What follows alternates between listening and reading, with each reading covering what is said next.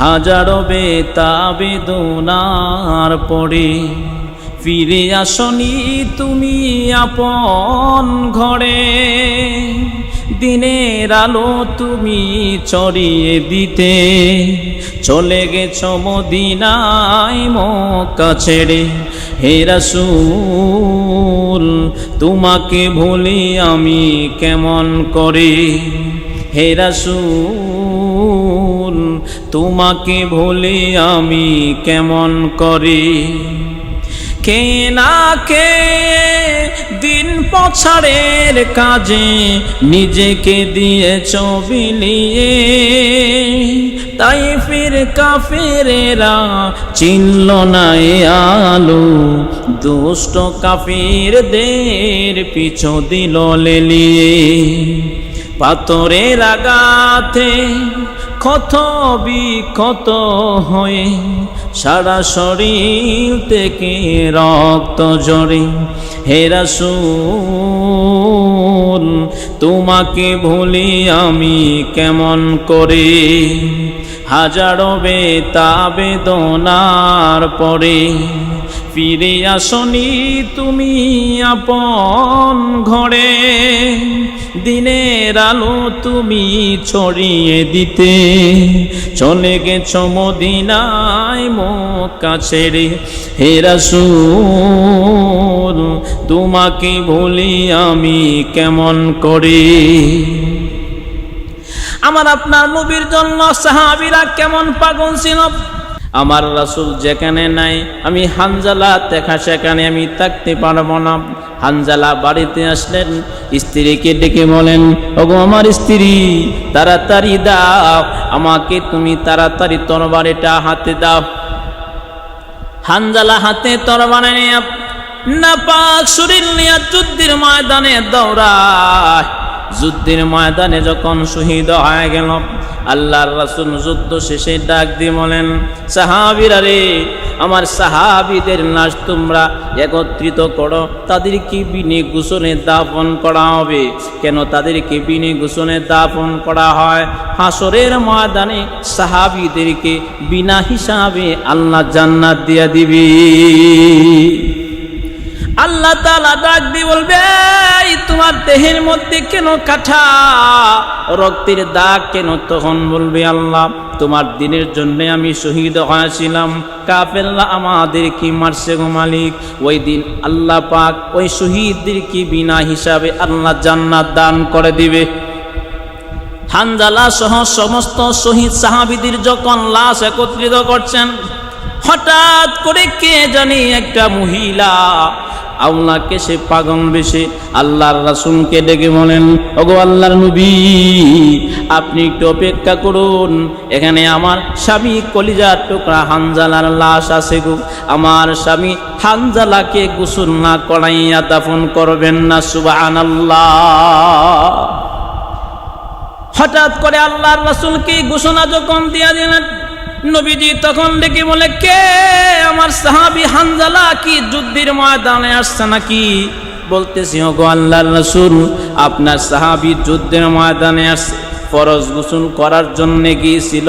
নবী গো, কে জানি ঘোষণা দিয়েছেন কতিলা মুহাম্মদ আপনি নাকি যুদ্ধের ময়দানে শহীদ হয়ে গেছেন। সুবহানাল্লাহ। আল্লাহর রাসূল যখন এই কথা শুনছেন, এমনি বলতেছেন, ওগো নবী আপনার সাহাবী যখন শুনতে পারছেন কুতিলা মুহাম্মদ, ফরজ গোসল থেকে উঠিয়া তরবারি হাতে নিয়ে যুদ্ধের ময়দানে চলে আসছেন, আমার স্বামী শহীদ হয়ে গেছে।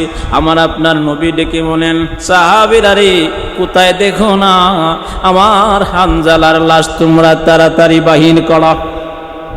আমার হানজালার লাশ তোমরা তাড়াতাড়ি বাহির করো, দেরি করো না। খুঁজতেছেন, কেউ পায় না। আল্লাহর রাসূল সহ সাহাবী কেরাম যখন লাশ খুঁজতেছেন, হঠাৎ করে জিবরাইল আইসা কয়, নবী গো আপনি কোথায় জমিনে তালাশ করেন? উপরের দিকে তাকান। আল্লাহর রাসূল তাকায় দেখেন ফেরেশতারা হানজালার লাশ নিয়া জমিনের মধ্যে আসতেছে। সুবহানাল্লাহ। নবী আমার দেখে বলেন, আমার হানজালার গোসলের প্রয়োজন নাই। জিবরাইল বলেন, ওগো আল্লাহর রাসূল, আপনার হানজালার গোসল আল্লাহ পাক জান্নাতি পানি দ্বারা করায়া ফেলেছে।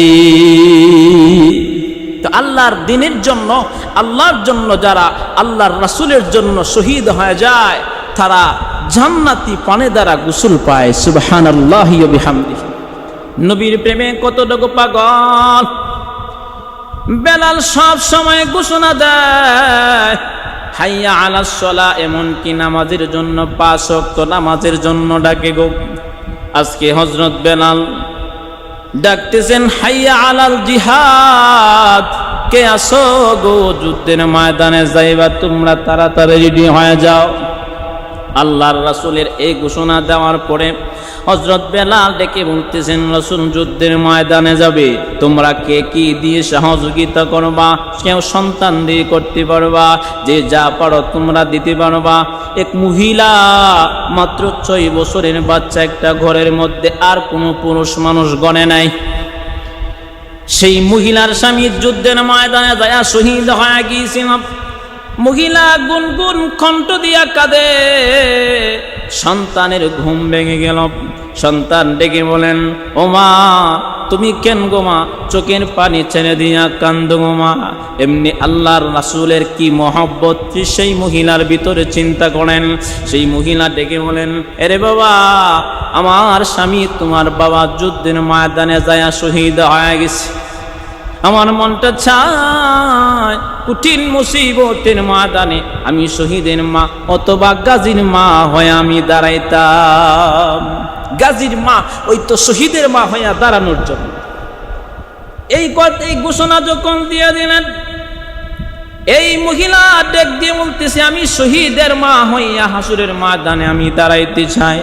6 বছরের বাচ্চারা ডেকে বলেন, মাগো দেরি করো না, আমাকে এক্ষুনি। সুবহানাল্লাহ। এক মুহূর্তে সেই বাচ্চাকে, এমনকি মহিলাকে খাতার থেকে বাহির করে দিলেন। চলে যাইতেছেন সন্তানটা, তিনি ডাক দিয়ে বলতেছে, ওগো আল্লাহর রাসূল, আমাকে কেন নেওয়া হবে না? আমি দেখেছি আমার মা যখন পাক করে ছোট লাকড়ি গুলো আগে দিয়ে নবী, তখন আগুন ধরার পরে আমার মা আমি দেখেছি বড় কেমন পাগল আর মোহাব্বত রাসূলের সেই ছোট বাচ্চার ভিতরে ছিল। সুবহানাল্লাহি ওয়া বিহামদিহি। এজন্যই রে যুবক ভাইরা আমার, আল্লাহর রাসূলকে যে যত বেশি ভালোবাসবে, আল্লাহর কাছে সেই মানুষটা তত প্রিয় হয়ে যাবে। আল্লাহর রাসূলকে যে যত বেশি অনুসরণ করবে, মহান আল্লাহ পাকের কাছে তত বেশি দামি হয়ে যাবে। যেমন হযরত বেলাল এমন দামি হয়েছেন। নবীজি একদিন ডেকে বলেন, আল্লাহ আমাকে বলবে জান্নাতের ভিতরে ঢুকার জন্য, জান্নাতে যাওয়ার জন্য আল্লাহ আমার জন্য একটা বাহন পাঠায় দিবে। সেই বাহনের পা গুলো থাকবে দামি অলংকার দ্বারা বানানো, হীরা মুক্তি এমনকি হীরা দামি দামি অলংকার দিয়ে বানানো থাকবে। আল্লাহর রাসূল বলেন, ওই দিন আল্লাহ পাক যখন আমাকে বাহন পাঠায় দিবে, আল্লাহর রাসূল বলবে, বেলাল তুমি যাও, আমার উটের লাগাম ধরে তুমি আমার সামনে দিয়া যাও। সুবহানাল্লাহি ওয়া বিহামদিহি। তো হযরত বেলালের কত মহব্বত আর ভালোবাসা রাসূলের ছিল। তো আমাদেরও প্রত্যেকের ভিতরে এমন ভালোবাসা চাই। আজকে তো আমরা এমন হয়ে গেছি, আমরা দাড়িকে আমরা অন্যরকম ভাবে আমরা স্টাইল করি। মাথার চুলের মধ্যে কোনো সুন্নত নাই, দাড়ির মধ্যে কোনো সুন্নত নাই, মেসওয়াকের কোনো খবর নাই। আহারে, আমরা এমন হাল হয়ে গেছি, নেক কাজের দারদারি না, সুন্নতের দারদারি না। আবার আমরা মুখে আবার বলি আমরা আশিকে রাসূল। আল্লাহর রাসূল বলেন, মান আহাব্বা সুন্নতি ফাকাদ আহাব্বানি ওয়া মান আহাব্বানি কানা মাই ফিল জান্নাহ। আল্লাহর রাসূল বলেন, যে আমার সুন্নত মানলো সে আমাকে মানলো, আর আমাকে যে মানলো, যে আমার সুন্নত মানলো সে আমাকে ভালোবাসলো, আর যে আমাকে ভালোবাসবে সেই আমার উম্মতটা আমার জান্নাতের ভিতরে আমার সাথে থাকবে। এজন্য ভাইয়ের আমার, রাসূলের মহব্বত প্রত্যেকের ভেতরে থাকা চাই। এমনকি রাসূলের সুন্নত অক্ষরে অক্ষরে পালন করা চায়। কতটুকু মহব্বত রাসূলের সাহাবী কারামদের ভিতরে ছিল চিন্তা করেন। হযরত বেলাল এমন মহব্বত আর ভালোবাসা রাসূলের ছিল, আল্লাহর রাসূল প্রশ্ন করত, বেলাল তুমি চলে যাও এখান থেকে, বাড়িতে গিয়ে ঘুমাও। আল্লাহর রাসূলকে বলতো, নবী গো, মাছ যেমন পানি ছাড়া চটপট করে থাকতে পারে না, ঠিক তেমনি ভাবে আপনাকে না দেখে, আপনাকে না দেখলে আপনার পাশ ছাড়া আমার, আপনাকে ছাড়া কোথাও আমার ঘুম আসে না। সুবহানাল্লাহি ওয়া বিহামদিহি। রাসূলের প্রতি কত মহব্বত আর ভালোবাসা। আল্লাহর রাসূলের এই মহব্বত ইতিহাস রচনা করে গিয়েছেন প্রিয় একজন সাহাবী, মাত্র 8 বছর বয়স, তার নাম হচ্ছে হযরত তালহা রাদিয়াল্লাহু তাআলা। আল্লাহর রাসূলের দরবারে তার বাবা একদিন বসে আছেন। আল্লাহর রাসূল যখন তার সামনে বসে আছেন, আল্লাহর রাসূলের সামনে একদিন বাড়া বসে আছে। আল্লাহর রাসূলের সামনে বৈশা ডাক দিয়ে বলতেছে, ওগো আল্লাহর নবী, আপনি আমার সন্তানটিকে একটু নসিহত করবেন, সে সন্তান যেন ইসলামের পথে চলে আসে, এমনকি সেই যেন পবিত্র হয়ে যায়। আল্লাহর রাসূলের সামনে একদিন হযরত তালহা রাদিয়াল্লাহু তাআলাকে নিয়ে তার বাবা বাড়া নিয়ে আসছেন। আল্লাহর পয়গম্বর ডেকে বলেন, রে তালহা, আল্লাহর ভয় দিনে ঢুকাও, এমনকি আল্লাহকে ভয় করো। নসিহত যখন করছেন, আল্লাহর রাসূলের মহব্বত এমন ভাবে তার দিলে বসে গেছে, আহারে এমন ভালোবাসা বসে গেছে, সব সময় নামাজে আসে, এমনকি সুন্নত পালন করে, এমন একটা অবস্থা হয়ে গেছে নামাজ ছাড়া কিছুই বুঝে না, নবীর সুন্নত ছাড়া তালহা কিছু বুঝে না। একদিন নবীজির সামনে হযরত তালহা বসে আছেন, আল্লাহর রাসূল এমনকি তার বাবা বাড়া বসে আছে। আল্লাহর রাসূল ডাক দিয়ে বলতেছেন, তালহা, আমি নবীকে তুমি কতখানি ভালোবাসো? হযরত তালহা ডাক দিয়ে বলতেছেন, ওগো আল্লাহর নবী, আমার জীবনের চাইতে আপনাকে আমি বেশি ভালোবাসি। আল্লাহর রাসূল ডাক দিয়ে বলতেছেন, মনে মনে রাসূল চিন্তা করতেছে, একটু পরীক্ষা করার দরকার, সে আমাকে কতখানি ভালোবাসে। আমার আপনার নবী হাতের মধ্যে একটা তরবারি নিয়ে বলতেছেন, তালহা, তুমি আমাকে কতখানি ভালোবাসো? বলতেছে, আপনাকে আমি আমার জীবন থেকে আপনাকে আমি বেশি ভালোবাসি। আল্লাহর রাসূল বলেন, হাতের মধ্যে এটা কি? বলতেছে, এটা তরবারি। ও তালহা রে, তোমার হাতে তরবারিটা নাও।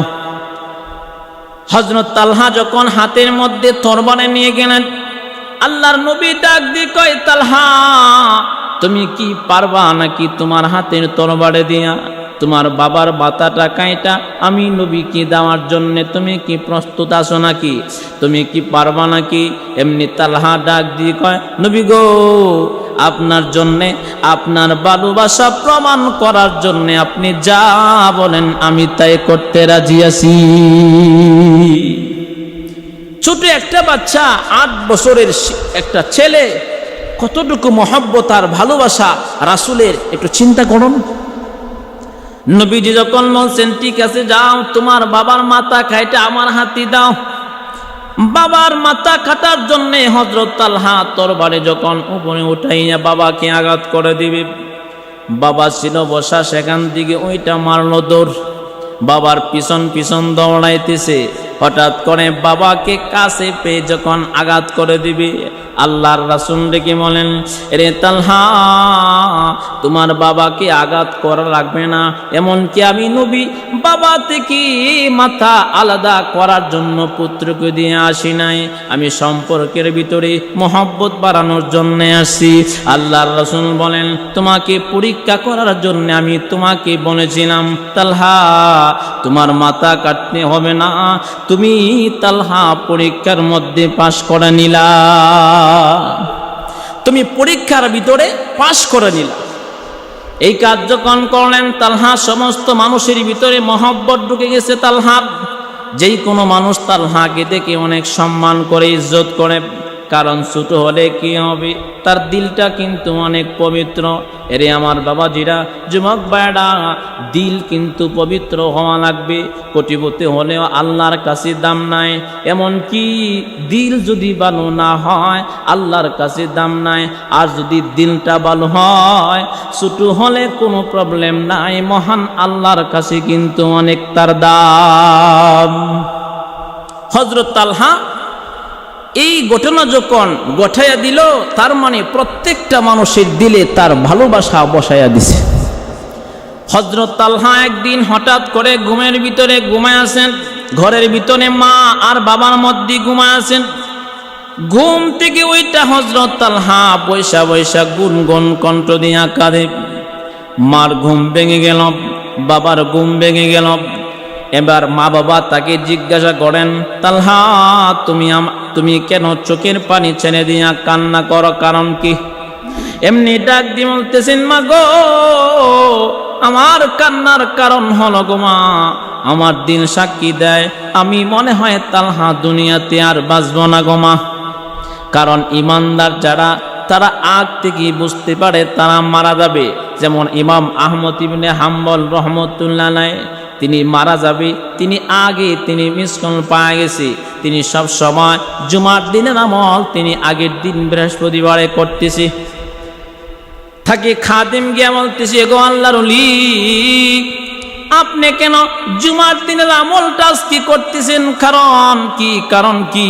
এমনি বলতেছেন, শুনুরি, একটু পরে আমার মাওলা আল্লাহ পাকের সাথে আমার সাক্ষাৎ হবে, তাই আমি পবিত্র হইতেছি। সুবহানাল্লাহ। যারা মুমিন তারা আগেই বুঝতে পারে মরে যাবে। হযরত তালহা তো পবিত্র দিলওয়ালা। হযরত তালহা রাদিয়াল্লাহু তাআলা আনহু বলতেছেন, মাগো, আমার দিল সাক্ষী দেয় গো মা, আমি মরে যাব, আমি মনে হয় দুনিয়াতে আর বাঁচব না গো মা। হযরত তালহার মা কাঁদতেছেন, বাবা কান্না করে এক মুহূর্তে ডাক দিয়ে বলতেছেন, মাগো, আমি মৃত্যুর আগে তোমাদের কাছে আমি কয়েকটা কথা বলতে চাই। হযরত তালহার মা বলতেছি, বাজান তুমি কি বলতে চাও? এমনি ডাক দিয়ে বলতেছি, ও মা, আমি যদি রাতের বেলা মইরা যায়, আমার কলিজার টুকরা নবীজির কাছে আমার মৃত্যুর সংবাদটা দিবা না গো মা। এমনি বলতেছেন, কেন? ও মা, আমি যদি দিনের বেলা মরে যাই তাহলে আমার নবীর কাছে খবরটা দিবা। এমনি মা বলতেছেন, তোমাকে নবী অনেক ভালোবাসে, তুমিও নবীকে অনেক ভালোবাসো, তো তুমি মরে গেলে তোমার সংবাদটা দিব না কেন? কারণটা কি রে বাবা? তুমি মরে গেলে নবীজি আয়েশা তোমার জানাজা দিবে, এটা তো সৌভাগ্যের ব্যাপার। বলতেছে, মা, আমার রাসূলকে আমি বড় ভালোবাসি গো মা, অন্তর থেকে ভালোবাসি। গভীর রাত্রে যদি আমি মরে যাই, আর যদি তখন আমার রাসূল মৃত্যুর সংবাদটা শুনতে পায়, আমার নবী আমার মৃত্যুর খবর শুনিয়া নবী আমার কাছে চলে আসবে গো মা, আমার জানাজা দিবে গো মা। ও মা, আমার চিন্তা হয়, আমার ভয় হয় গো মা, আমার রাসূল যদি আমার মৃত্যুর সংবাদ শুনতে পায়, একা একা যদি আসে, কাউকে না পায়, তখন গো মা কাফির মুশরিকরা যদি আমার নবীকে আঘাত করে, আর আমার নবী যদি কষ্ট পায়, মহান আল্লাহ পাকের কাছে আমি তালহা চেহারা দেখাতে পারবো না। কেমন আসে, কেমন পাগল! আর আজকে 20 বছর, 50 বছর, 30 বছর, 40 বছর, 50 বছর, 55, এমনকি 60 বছর হয়ে গেছে, অনেকে দাড়ি রাখে না। এমনকি দাড়ি রাখবে দূরের কথা, নবীর সুন্নতের কোনো লেবাসই নাই। ভাইরে, ছোট একটা বাচ্চার ভিতরে রাসূলের কত মহব্বত। আর আজকে আমি আর তুমি বড় হয়ে গেছি, বিবাহ করেছি, অনেকে সন্তানের বাবা হয়েছে, নবীর সুন্নাত সঠিকভাবে আদায় করে না। হযরত তালহায় কথা বলার পরে বলতেছি, মা গো, আমার রাসূল যদি আকাশে আর আমার রাসূলকে কষ্ট দেয়, মহান আল্লাহর কাছে আমি জবাবদিহি করতে পারবো না। হযরত তালহা এই কথা বলার পরে কিছুক্ষণ পরে তালহা দুনিয়া থেকে বিদায় হয়ে গেছে। তালহা যখন দুনিয়া থেকে বিদায় হয়ে গেলেন, তার কাফন দাফন হয়ে গেল, জানাজার মাধ্যমে সব যখন সম্পূর্ণ হয়ে গেল, ফজরের নামাজের সময় আল্লাহ রাসূল নামাজ আদায় করলেন।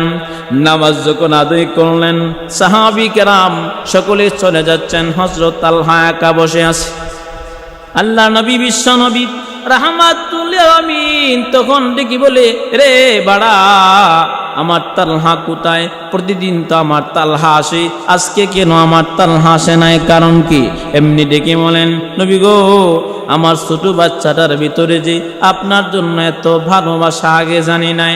ওগো আল্লাহর নবী, আমার সন্তান এমন এমন শর্ত দেই গো নবী, আমার সন্তান তালহা দুনিয়া থেকে বিদায় হয়ে গেছে। আল্লাহর রাসূল ডেকে বলি, রে আমার সাহাবী বাড়া, আমার তালহাকে তোমরা কোথায় দাফন করেছো? তোমরা আমাকে নিয়ে যাও। এবার যখন নবীজিকে তালহা রাদিয়াল্লাহু তাআলার কবরের পাশে নিয়ে গেলেন, আল্লাহর রাসূল কবরের পাশে দাঁড়াইয়া দোয়া করে, ও মালিক, আমার তালহা আমাকে অনেক ভালোবাসতো, আমিও তালহাকে অনেক ভালোবাসতাম। প্রভু গো, আমি তালহার অবস্থা আমি দেখতে চাই। হযরত তালহা যখন তালহার জন্য দোয়া করছেন, আল্লাহর রাসূল দোয়া শেষ করে ডাক দিয়ে বলেন, সাহাবীরা রে, আমি যা দেখি তোমরা তা দেখো না, আমার তালহা জান্নাতের ভিতরে গুণাগুড়ি করতেছে। সুবহানাল্লাহ। তো আল্লাহর রাসূলের মহব্বত, আল্লাহর রাসূলের মহব্বত আর ভালোবাসা, আল্লাহর রাসূলের মহব্বত আর ভালোবাসা এমন তারা ইতিহাস রচনা করে গেছে। তো আল্লাহর রাসূলকে মহব্বত করতে হবে। এক মিনিট অফ করেন। আমার প্রিয়ারা রাসূল, যার প্রেমেতে পাগল হইল বিশ্বমানবকুল। আল্লাহর রাসূলের একজন কালো সাহাবী নবীজির কাছে গিয়ে বলতেছেন, ওগো আল্লাহর রাসূল, আমি তো কালো মানুষ, আমাকে আল্লাহ জান্নাত দিবে নাকি? আল্লাহর রাসূল ডেকে বলেন, সাহাবী রে, তুমি কালিমা পড়ে মুসলমান হয়েছো, অবশ্যই তুমি যদি দুনিয়া থেকে বিদায় হও আর কোরআন সুন্নাহর ভিতরে থেকে তুমি দুনিয়া থেকে বিদায় হতে পারো, অবশ্যই মহান আল্লাহ পাক তোমাকে জান্নাতের মালিক বানায়া দিবে। এই ঘোষণা পাওয়ার পরে সাদি সালামি বলতেছেন, নবী গো, আমি তো জান্নাতি ঠিক আছে, তো আমার যে কালো মানুষ, আমার কাছে তো কোনো কন্যা বিবাহ দিচ্ছে না, কেউ আমাকে পছন্দ করে না। এক নাম্বার আমি গরিব মানুষ, দুই নাম্বার হচ্ছে টাকা পয়সা নাই আমার তেমন, তো আমার কাছে কিভাবে মানুষ বিবাহ দিবে? এই বিবেচনা করে কেউ আমার কাছে কন্যা বিবাহ দেয় না। আল্লাহর রাসূল তখন বলতেছেন, হুরে মদিনা, উপাধি দিয়েছি এক কন্যার, তার জন্য তুমি বিয়ার প্রস্তাব নিয়ে যাও তার বাবার কাছে। হযরত সাদি সালামি চলে গেছেন, গিটের সামনে গিয়ে বলতেছেন, বাড়িতে কেউ আছেন? বলতেছেন, কে আপনি? বাহিরে আসেন। বাহিরে আসার পরে বলতেছেন, আপনার কন্যার জন্য বিবাহর প্রস্তাব নিয়ে আসছি। সাদি সালামির সামনে আসার পরে বলতেছেন, তুমি কি বলতে চাও? বলতেছি, আপনার কন্যার জন্য বিবাহর প্রস্তাব নিয়ে আসছি। বলতেছি, না না, কার জন্য বিয়ের প্রস্তাব? বলতেছি, নবীজির পক্ষ থেকে আমার জন্য বিয়ের প্রস্তাব নিয়ে আসলাম। না না, তোমার কাছে বিবাহ দেওয়া যাবে না। এক নাম্বার তুমি কালো মানুষ, দুই নাম্বার তোমার কাছে টাকা পয়সা নাই, তোমার কাছে কেমন করে বিবাহ দিব? যাও যাও, তুমি চলে যাও। সাদি সালামি এই ঘোষণা দেওয়ার পরে, সাদি সালামি ঘোষণা শোনার পরে তিনি ডাক দিয়ে বলতেছেন, শুনেন, আপনি আমার কাছে আপনার কন্যাটা দিলে দেন, না দিলে নাই গো, কিন্তু আল্লাহর রাসূল কিন্তু বলেছে আমি জান্নাতি। আল্লাহর রাসূল কিন্তু বলেছে আমি জান্নাতি। তো সাদি সালামি তিনি এখান থেকে চলে গেলেন। বাবা ভিতরে যাওয়ার পরে কন্যাটা দরজার আড়াল থেকে কথাগুলো শুনছে। বাবাকে ডাক দিয়ে বলেন, ওগো বাবা, আমার বিবাহর জন্য কে প্রস্তাব নিয়ে আসছিল? বলতেছে, একজন সাহাবী, তার নাম হচ্ছে সাদি সালামি। মাগো, তার চেহারা ভালো নয় গো মা, কালো সাহাবী, এমনকি অত্যন্ত গরিব একজন সাহাবী নিয়ে আসছে। এই ঘোষণা দেওয়ার পরে কন্যাটা ডাক দিয়ে বলতেছে, অগো বাক্কার পক্ষ থেকে আসছি, বলতেছে রাসূল পাঠাইছে। কন্যাটা ডাক দিয়ে বলতেছেন, ওগো বাবা, সেই ছেলেটা যাওয়ার সময় কি বলেছে আপনি কি শুনেছেন? বলতেছে আল্লাহর রাসূল বলছেন সেই জান্নাতি।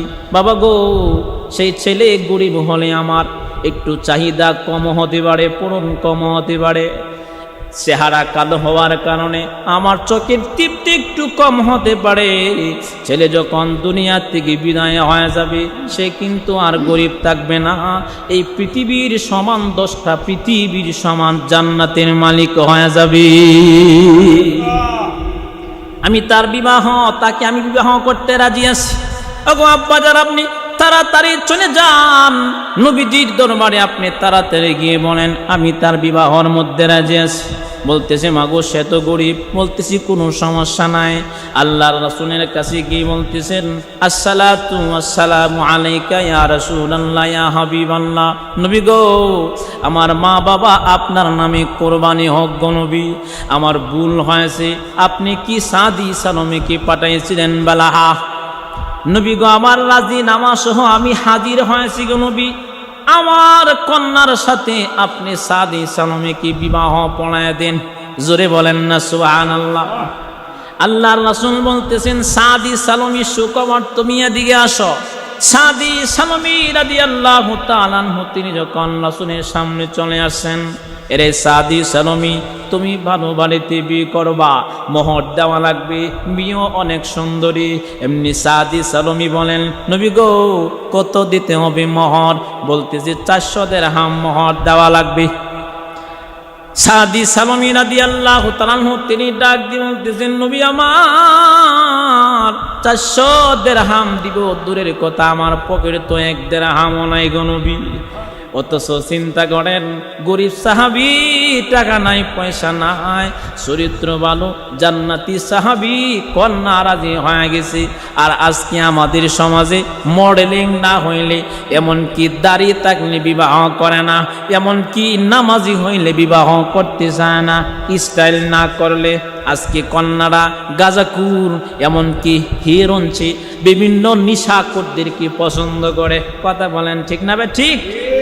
দাড়িওয়ালাদেরকে পছন্দ করতে চায় না, অথচ গরিব একজন সাহাবী তাকে মেয়েটা পছন্দ করে বসছে। এমনকি মদিনার সবচেয়ে সুন্দরী কন্যা। সুবহানাল্লাহি ওয়া বিহামদিহি। আল্লাহর রাসূল তখন বলতেছে সাদি সালামি শোনো, বাকি মোহর ধরে তোমার বিবাহ হয়ে যাক। তোমাকে আমি 3 জন সাহাবীর কথা বলবো, শোনো। সাদি সালামি 400 দিরহাম মোহর ধার্য করিয়া বিবাহ যখন হয়ে গেল রে মুসলমান ভাইয়েরা আমার, আল্লাহর রাসূল তখন বলতেছেন সাদি সালামি রে, তুমি হযরত আলীর কাছে চলে যাওয়া, তুমি আলীকে গিয়ে বলবা, এরে আলী ভাই, নবীজি পাঠাইছে আমাকে আপনার কাছে 200 দিরহাম দেওয়ার জন্য। কেমন একজন সাহাবীর বাড়িতে পাঠাইছেন 200 দিরহাম আনার জন্য, যার চুলার মধ্যে 3 দিন পর্যন্ত আগুন ধরে না। হযরত আলী এমন গরিব, একদিন খালে শরীর নিয়ে রাস্তা দিয়ে হাঁটতেছে। আল্লাহর রাসূল ডেকে বলেন, শীতের সকাল বেলা, আল্লাহর রাসূল তখন ডেকে বলেন, আরে আলী, তুমি কেন শীতের মধ্যে বাহির হয়ে গেলা? এমনি আল্লাহর রাসূলকে বলেন, নবী গো, পেটের খিদায় গো নবী, সহ্য হয় না, ঘর থেকে বাহির হয়ে গেলাম গো নবী। আল্লাহর রাসূল তখন বলেন, আরে আলী, তোমাকে আমি কি দিব? তোমাকে আমি কিছু না দিতে পারলেও মনটাকে বুঝাতে পারবো না। আল্লাহর রাসূল তখন বলেন, আরে ওই যে একটা গাছ দেখা যায়, ওই গাছে গিয়ে বলবা আমি নবীজি বলেছি তোমাকে খেজুর দেওয়ার জন্য। হযরত আলী বলেন, ওই সময় খেজুরের সিজন নয়, গাছ এমনকি গাছ মরা। আল্লাহর কসম করে বলি গো, গাছের কাছে যাইয়া আমি খেজুর গাছকে বলতে দেরি হয়েছে, এরে খেজুর গাছ, নবীজি বলেছে আমাকে কিছু খেজুর দেওয়ার জন্য। হযরত আলী বলেন, আমি গাছকে বলতে দেরি হয়েছে, তাজা তাজা খেজুর আমার কাপড়ের মধ্যে একটা সেকেন্ড পড়তে দেরি হয় নাই। তো হযরত আলী পেটের খিদায় সকাল সকাল খালি দেহ নিয়ে হাঁটতো, এমন গরিব সাহাবী তারপরেও আল্লাহর জন্য পাগল ছিল, আল্লাহর রাসূলের জন্য পাগল ছিল, দান খায়রাতের জন্য পাগল ছিল। যেমন হযরত ফাতেমা একদিন অসুস্থ। হযরত ফাতেমা রাদিয়াল্লাহু তাআলা আনহাকে প্রশ্ন করে বলে, ওগো ফাতেমা, তুমি কিছু খাইতে মনে চাই? হযরত আলী যখন এই প্রশ্ন করছেন, হযরত ফাতেমা রাদিয়াল্লাহু তাআলা আনহা বলতেছেন, আমার কিছু খাওয়ার ইচ্ছা হয় না স্বামী গো, আমার একটা ডালিম খাওয়ার ইচ্ছা হচ্ছে। হযরত আলী বাজারে চলে গেলেন। বাজারে গিয়ে দেখতেছেন ডালিম মাত্র একটা আছে, সব বিক্রি হয়ে গেছে। এমন কি থাকলে ওগুলো ভালো না। হযরত আলী তিনি ডালিম কিনে বাড়ির দিকে রওনা করছে। ফেরেশতারা কয়েকজন একসাথে দাঁড়ায়া চিন্তা করতেছেন, পরামর্শ করতেছেন। আরে নবীর সাহাবীদের এমন অভ্যাস, এমন তাদের এমন চরিত্র, তাদের এমন আল্লাহর জন্য আকর্ষণ, তারা এমন পাগল আল্লাহর জন্য, আল্লাহর রাসূলের জন্য, আল্লাহর রাস্তায় দান করতে অনেক পাগল। এমন কি যা তাকে তাই দান করে দেয়। আরেকজন ফেরেশতা ডাক দিয়ে কয়, না না, থাকলেই দে, না থাকলে দেয় না, থাকলেই দে, না থাকলে দেয় না। এই ঘোষণা দেওয়ার পরে মহান আল্লাহ পাক ডেকে বলেন, আমার আলী আসতেছে, একটা ডালিম নিয়া আমার আলীকে পরীক্ষা করে নাও। হযরত আলী যখন আসতেছে তো একজন ফেরেশতা কাপড় দিয়া ঢাইকা শরীর মানুষের আকৃতি ধরে রাস্তার পাশে কাঁদতেছে। তো সাহাবীদের অভ্যাস ছিল দুঃখী মানুষ দেখলে সহযোগিতা করতে পারক বা না পারক জিজ্ঞাসা করা। আর আমরা দুঃখী মানুষ দেখলে ঘুরে আসি, না জানি কিছু দেওয়া লাগে। বর্তমান সমাজতে এমন। তো হযরত আলী রাদিয়াল্লাহু তাআলা গিয়ে বলেন যে, ভাই আপনার কি সমস্যা, কি প্রবলেম, আপনাকে কোনো হেল্প করতে পারে কি? তখন ফেরেশতা বলতেছে, আমার কোনো কিছু প্রয়োজন নাই, আমার একটু প্রয়োজন ছিল, একটা ডালিম খাওয়ার মনে চাইছিল। হযরত আলী বলতেছেন, ডালিমটা কিভাবে আপনাকে দেই, আমার স্ত্রীর জন্য আমি নিচ্ছি। এই ফেরেশতা বুঝে ফেলছে। ফেরেশতা বলতেছেন, আল্লাহর ওয়াস্তে না কইলে দিব না। বলতেছেন, ভাই যদি আল্লাহর ওয়াস্তে দিতেন তাহলে তো কতই না খুশি হয়ে যেত আল্লাহ। তখন হযরত আলী বলতেছেন, আমার আল্লাহর নাম বলে ফেলছো, আমার জীবন থেকে, আমার স্ত্রী থেকে, আমার সন্তান সন্ততি সবার থেকে আমার আল্লাহর নামের ইজ্জত বেশি। সুবহানাল্লাহি ওয়া বিহামদিহি। হযরত আলী এবার তিনি ডালিম খানাওয়ার দিক দিয়া দিলেন। ফেরেশতা তো খায় না, তিনি কাপড়ের আড়ালে রাইকে আবার বলতেছেন, আলী ভাই বাকি দিক দিলে আরো খুশি হয়ে যেতাম। হযরত আলী বাকিটাও দিয়ে বাড়িতে চলে গেলেন। এমন সাহাবী, এমন আল্লাহর জন্য পাগল, ঘরের ভিতরে গেলেন। ঘরে যাওয়ার পরে আবার রাত হয়ে গেছি, ঘুমে আছি। কে জানি গভীর রাত্রে ডাকতেছে, আলী ভাই দরজা খুলেন, সুসংবাদ আছি। দরজা খুলে দেখেন দাঁড়ায় আছেন হযরত সালমান ফার্সি। এমনি বলেন, আপনি কেন আসছেন? বলতেছি, মহান আল্লাহ আপনার জন্য জান্নাত থেকে ডালিম পাঠাইছি। তো গরিব হলে কি হবে, দান খায়রাতের জন্য অনেক পাগল। তো হযরত সাদি সালামি আলীর কাছে চলে গেলেন।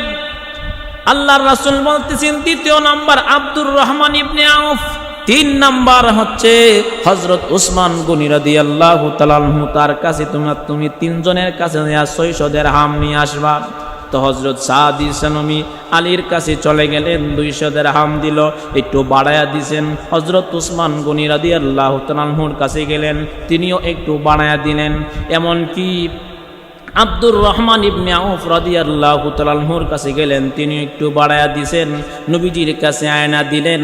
আল্লাহর রাসূল মোহরের টাকা, মোহর তিনি 400 দিরহাম দিয়া 200 দিরহাম হযরত সাদি সালামিকে দিয়া বলতেছেন, এরে আমার সাদি সালামি, 200 দিরহাম দিয়া তুমি সুযোগ মতে তোমার স্ত্রীকে তুমি মার্কেট করে বাড়ি দিয়ে আনবা। ওই দিক দিয়ে নবী যুদ্ধের ময়দানে চলে গেলেন। সাদি সালামি মার্কেটের ভিতরে ঢুকে গেলেন, স্ত্রীকে বাড়িতে নিয়ে আসবে। কে জানি ঘোষণা দেয়, হাইয়া আলাল জিহাদ, হাইয়া আলাল জিহাদ। কেউ আসো নাকি মার্কেটের ভিতরে থাকলে বাহির হয়ে যাও। নবীজি যুদ্ধের ময়দানে চলে গেছেন কাফেরদের সাথে যুদ্ধ করার জন্য। হযরত সাদি সালমী আবার এই ঘোষণা শোনার পরে চিন্তা করতেছেন, আমি যদি এখন স্ত্রীর মহব্বতে পড়ে যায় তাহলে আল্লাহর রাসূলের আশিক আমি প্রমাণ করতে পারবো না। হযরত সাদি সালমী এই দিরহাম থেকে একটা দিরহাম দিয়ে একটা ঘোড়া কিনলেন, এটা তরবারি কিনলেন, সারা শরীর কাপড় দিয়া ডাইরেক্ট যুদ্ধের ময়দানে চলে গেছে। আল্লাহর রাসূল হঠাৎ করে দেখতেছেন কে জানি যুদ্ধের ভিতরে ডাইরেক্ট ঢুকিয়েছে। এমনকি তিনি হাত উপরে তুইলা তরবারি দিয়া কাফেরদেরকে জাহান্নামে ফেলতেছেন। আল্লাহর রাসূল ডেকে বলেন, সাহাবীরা তাকে তো চিনা যায় না, ফেরেশতা হলেও তো চিনার কথা, কিন্তু তার অঙ্গ প্রত্যঙ্গ দেখা যায় না। হযরত সাদি সালমীর হাত কালা রাসূল দেখিয়ে চিনতে পেরেছেন, সাহাবীরা রে ওইটা দিয়ে আমার সাদি সালমীর হাতের মতো দেখা যায়। কাফেরদেরকে আক্রমণ করতেছেন, এক মুহূর্তে কাফেরদের আঘাতে সাদি সালমী জমিনে পড়ে গেছে। আল্লাহর রাসূল ডাক দিয়ে বলতেছেন, সাহাবীরা আমার সাদি সালমীকে তোমরা আমার কাছে নিয়ে আসো। যখন নিয়ে আসছেন নবীজির উরাত মোবারকে তার মাথা রাখার পরে আল্লাহর রাসূল দেখতেছেন রক্তমাখা অবস্থায়। নবীজি ডাক দিয়ে বলেন, রে সাদি সালমী, তোমাকে না আমি বিবাহ করাইয়া দিয়ে আসলাম, তুমি মার্কেট করিয়া তোমার স্ত্রীকে বাড়িতে তুলে আনবা। এমনি ডাক দিয়ে বলতেছেন, নবী গো, আমি যখন যুদ্ধের ময়দানে আপনি চলে আসছেন, মার্কেটে ঢুকলাম, ঘোষণা শুনতে পারলাম, স্ত্রীর কথা ভুলে গেলাম। আমি যদি স্ত্রীর মহব্বতে পড়ে যায়, মহান আল্লাহর সামনে আমি আশিকে রাসূল হয়ে দাঁড়াতে পারবো না। নবী গো, আপনার কাছে পারমিশন চাইলে আপনি দিতে নাও পারেন, আপনি যেন আমারে না চিনেন, আপনি যদি আমাকে ফেরত পাঠাইয়া দেন আমি আশিকে রাসূল হতে পারবো না। এই জন্যে আমি ডাইরেক্ট যুদ্ধের ময়দানে আমি ঢুকে গেলাম। নবীজি চোখের পানি ছেড়ে দিয়া কাঁদতেছেন। নবীজির চোখ মোবারক থেকে এক ফোঁটা পানি সাদি সালমীর চেহারায় যখন পড়ে গেল, আল্লাহর রাসূলকে ডেকে বলেন, নবী গো, আমি কি আল্লাহর তৈরি জান্নাত পাবো না? আল্লাহর রাসূল ডেকে বলেন, সাদি সালমী রে, তুমি যদি এক্ষুনি দুনিয়া থেকে বিদায় হয়ে যাও, আল্লাহর তৈরি জান্নাত তোমার জন্য ওয়াজিব হয়ে যাবে। কিছুক্ষণের মধ্যে সাদি সালমী দুনিয়া থেকে বিদায় হয়ে গেল। ও আমার যুবক ভাইরা, কেমন পাগল রাসূলের জন্য আজকে রাসূলকে কাফের মুশরিকেরা গালি দেয়, আমাদের কষ্ট লাগে না? মনে রাখবেন, এই দিন কিন্তু সেই দিন নয়, মহান আল্লাহর কাছে কিন্তু একদিন জবাবদিহি করতে হবে। কিছুক্ষণের ভিতরে সাদি সালমী দুনিয়া থেকে বিদায় হয়ে গেলেন। আল্লাহর রাসূল মুস্কি হাসতেছেন, এমনকি রাসূল চেহারাটা পিছনের দিকে ঘুরাইয়া নিলেন। আল্লাহর রাসূল আবার বলতেছেন, ওয়াসালাল হাউজা। আল্লাহর রাসূল কি সাহাবীরা ডাক দিয়ে কয়, নবী গো, আপনি কেন গো নবী আপনি বলতেছেন ওয়াসালাল হাউজা, এমনকি আপনি মুস্কি মুস্কি হাসতেছেন আর আপনি চেহারাটা পিছন দিকে ফিরাইয়া নিলেন, কারণ কি? আল্লাহর রাসূল ডেকে বলেন, সাহাবীরা রে, আমি যা দেখি তোমরা তা দেখো না। রে সাহাবীরা, জান্নাতি হুর আসছে আমার সাদি সালমীর রূহ নেওয়ার জন্যে, এমনকি টানা হেঁচড়ার কারণে তাদের কাপড় জাগাত রয়েছে না, আঁটু পর্যন্ত উঠে গেছে। আমি মুস্কি মুস্কি হাসতেছি, চেহারাটা শরমে আমি পিছন দিকে ফিরাইয়া নিলাম। আর ওয়াসালাল হাউজা কেন বললাম জানুনি? আমার সাদি সালমীর রূহ লইয়া হাউজে কাউসারের পার পর্যন্ত পৌঁছে গেছি। এই জন্যে ভাইয়ের আমার, রাসূলের মহব্বত আর ভালোবাসা সাহাবেরই দেখা গেছে। আজকে আমাদের ভিতরে মহব্বত নাই। আল্লাহ পাক যেন আমাদের সকলকে রাসূলের মহব্বত আর ভালোবাসা দিয়া যেন আমাদের জীবনটা যেন সাজাইয়া কবরে যাইতে পারে, সেই তৌফিক আল্লাহ দান করুক। জোরে বলেন আমিন।